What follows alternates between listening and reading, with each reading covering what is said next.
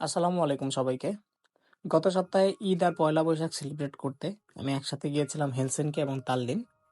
Tallinn এস্তোনিয়ার রাজধানী। তো আজকের ব্লগে আমি আপনাদের সাথে শেয়ার করব তাল্লিন এবং হেলসিঙ্কির কিছু বেস্ট মোমেন্টস। আশা করি আপনারা সবাই সাথে থাকবেন। হেলসিঙ্কিতে গিয়ে খালামণির বাসায় উঠি, তারপর সেখানে একদিন রেস্ট নেই। পরের দিন আমি, খালামণি আর বাবু আমরা বের হই আমার আঙ্কেলের পিৎজা শপে। পয়লা বৈশাখের দিন সকালবেলা ঘুম থেকে উঠে এই সুসংবাদটা দেখতে পাই। So if you know you know. রাতে পান্তা ইলিশের খুব সুন্দর একটা ভোজনের পর সকালবেলা তাড়াতাড়ি বেরিয়ে পড়ি তাল্লিনের উদ্দেশ্যে। হেলসিঙ্কি সেন্টারে কিছু সুন্দর মোমেন্টস কাটানোর পরে রওনা দিই টার্মিনালের উদ্দেশ্যে। অনেকে আমাকে যাতায়াত খরচ সম্পর্কে জিজ্ঞেস করেছে। সো আপনি যদি ক্রুজে সকালবেলা গিয়ে বিকেলের মধ্যে চলে আসতে চান তাহলে আপনার খরচ পড়বে 20 থেকে 25 ইউরোর ভিতরে। যেমন আমার টিকিট খরচ হয়েছিল 22 ইউরো। কিন্তু আপনি যদি গিয়ে পরের দিন আসতে চান তাহলে আপনার খরচ পড়তে পারে অ্যারাউন্ড 45 to 50 ইউরোজের কাছাকাছি। ক্রুজের ছাদে গিয়ে সুন্দর দৃশ্য দেখতে দেখতে কিছুটা ক্ষুধা পেয়ে যায়। তারপরে চিন্তা করে খেতে যাব। সো চলে যাই ক্রুজের বুফেতে।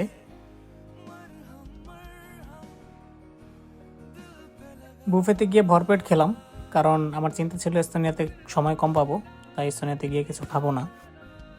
আর বুফেতে এত ভালো মতো খাওয়ার পরেও বিল এসেছিল 22 ইউরো, যা আমার কাছে খুব বেশি মনে হয়নি। ফিনল্যান্ড থেকে ক্রুজে এস্তোনিয়া যেতে সময় লাগে 2.5 ঘন্টা। টার্মিনাল থেকে তাল্লিন ওল্ড সিটিতে হেঁটে গেলে 10 মিনিটের মতো সময় লাগে। সো সেখানে নেমে কিছু সিঙ্গেল ফটোশুটে ট্রাই করলাম, যদিও খুব ভালো হয়নি। गलत क्या सही क्या मुझे ना पता है तुम्हें अगर पता हो बता देना मैं अरसे। এখানে ঘুরে খুব খুব শান্তি লাগতেছে অ্যাকচুয়ালি। খুবই সুন্দর জায়গা। এন্ড হয়তো এখান থেকে কোনো জানি না কিছু কালেক্ট করতে পারি কিনা, কেনার মতো ট্রাই করবো কিছু কালেক্ট করার। मैनू चढ़िया इश्क में रंग तेरा एक हो गया अंग मेरा अंग तेरा।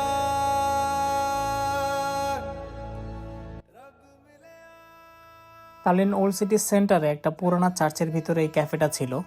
ক্যাফেটাতে যদিও কফি ছিল না, শুধু ড্রিঙ্কস আর বিয়ার্স পাওয়া যায়। তো আমি একটা রেড ওয়াইন নেই উইদাউট অ্যালকোহল। গরম ছিল, খুবই মজা ছিল, খুবই মজা। প্রাইস ছিল 6 ইউরো অনলি। ক্যাশ অ্যাকাউন্টেন্টসও খুব মজা করতেছিল যে ওয়াইন খাচ্ছ কিন্তু অ্যালকোহল না, অ্যালকোহল ছাড়া কেন ওয়াইফ কি সমস্যা করে নাকি। আমি বললাম যে না, রিলিজিয়াস পারপাস। তারপরে মজা করলাম অনেক। তো অ্যাকচুয়ালি ওয়াইনটা ইন্টারেস্টিং।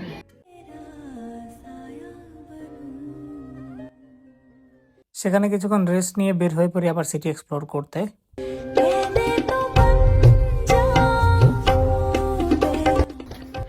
এই পুরানা সিটিগুলোতে হাঁটলে কেমন যেন একটা মায়া কাজ করে, মোহ কাজ করে। মানে মনে হয় যে কত বছরের স্মৃতি এই জায়গাগুলোতে, দেয়ালে দেয়ালে কত গল্প, আজব আজব ফিল আসে, যে জিনিসটা নতুন শহরগুলোতে বা হচ্ছে খুব ডিজিটাল সিটিগুলোতে এই ফিলটা পাওয়া যায় না।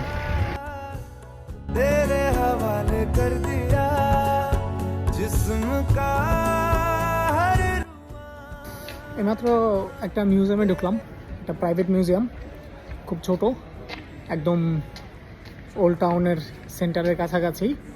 তো খুব সুন্দর ছিল। আমি ওদের থেকে পারমিশন চাইলাম যে শ্যুট করা যাবে কিনা, একটু ভিডিও করতে পারবো কিনা। তো ওরা বললো না, ওদের প্রাইভেসি ম্যাটার আছে। তো সেই জন্য আর করতে পারলাম না, বাট আই উইশ করতে পারতাম। আই উইশ, খুব সুন্দর ছিল। এবং মিউজিয়ামটাতে নেপোলিয়নের যুগের অনেক ব্রোঞ্জের মেডেল টেডেল, এরপরে গোল্ড মেডেল, এগুলো অনেক কিছু ছিল।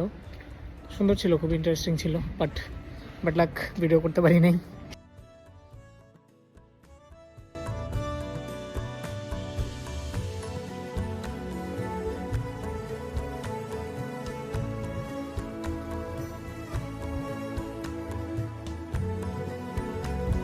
চার্চের ভিতর পিয়ানো বাজতেছে, খুব সুন্দর, হাঁটতে ভালোই লাগতেছে সাউন্ডের মধ্যে।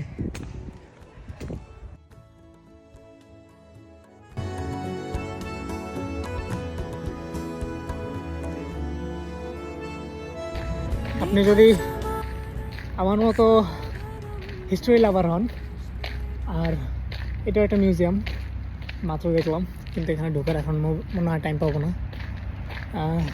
যদি আমার মতো হিস্টোরি লাভার হন তাহলে I think Estonia old town আপনার জন্য best place to hang out, কারণ এত সুন্দর রাস্তা, এত সুন্দর বাড়ি ঘরগুলা, আর এত সুন্দর বাইরের এই ফোর্টটা, অ্যাকচুয়ালি আনবিলিভেবল, খুবই সুন্দর, খুবই সুন্দর, বললে বোঝানোর মতো না।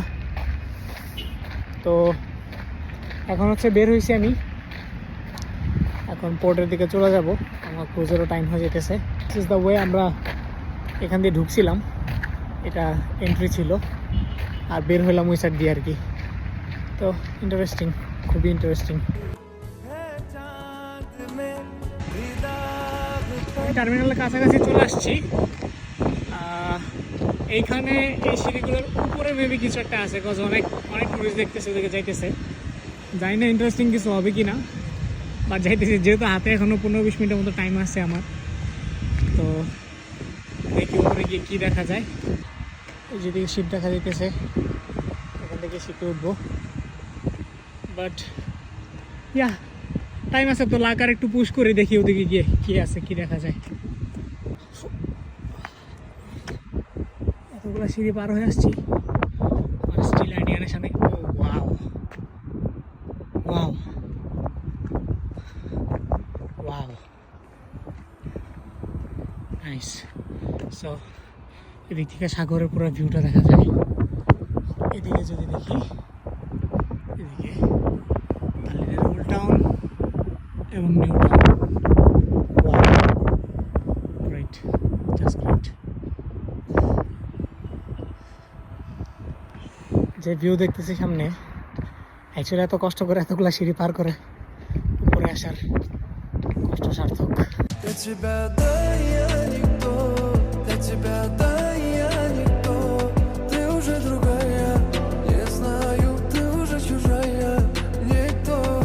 সো আমি এখন ওইখান থেকে নেমে যাচ্ছি পোর্টের दिखे টার্মিনালের दिखे। मिला नाश्ते में आंसू और सपने में जादू, जब मिल जाता सब उसको रखने में काबू, इस माइक को मैं क्या दूं कुछ।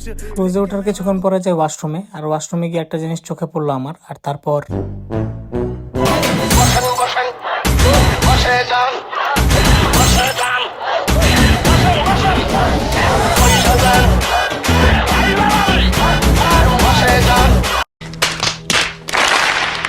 এই টি শার্টটা কেনার আগে এই ভিডিওগুলো আমি কেন দেখিনি আমি এখনো বুঝি না। তাল্লিনে এত সুন্দর একটা দিন কাটানোর পরে সন্ধ্যাবেলা আবার হেলসিঙ্কিতে ব্যাক করি এবং সরাসরি চলে যাই খালামণির বাসায়।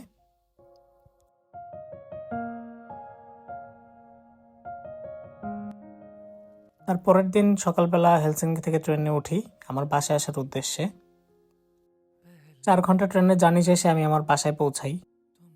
খুব অল্প সময়ের জন্য তাল্লিন ঘুরতে গেলেও মনে হচ্ছে কিছু একটা ফিল এসেছে পিছনে। আপনাদের সাথে খুব তাড়াতাড়ি দেখা হবে নতুন কোনো ভিডিওতে ইনশাল্লাহ। আর এই ভিডিওটি ভালো লাগলে অবশ্যই লাইক কমেন্ট করে পাশে থাকবেন। টেক কেয়ার, আসসালামু আলাইকুম।